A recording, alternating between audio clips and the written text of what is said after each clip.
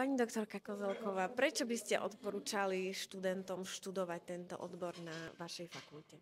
No tak v prvom rade máme málo učiteľov fyziky, takže ich treba do praxe. A to je možno taká základná motivácia, že určite si nájdu nejaké miesto, kde budú uplatnení. A v druhom rade vidíte, že fyzika je zábava a že to môže byť aj pre študentov zábavné a veľa sa pri tom naučia.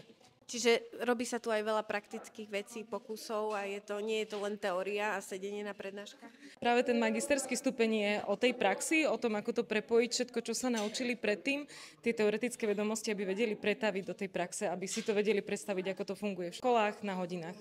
V rámci toho, že sa snažíme študentom ukázať, ako učiť, že to má byť nejaké žiacké, aktívne poznávanie, tak je to naozaj o tom poznávaní aj z hľadiska študentov. Žiak musí sám bádať, sám si spraviť experiment, vymyslieť si niečo v rámci toho experimentu a potom vlastne vytvoriť záver tým, že učiteľ mu nevysvetľuje, ale žiak si sám vytvorí to, čo sa má naučiť.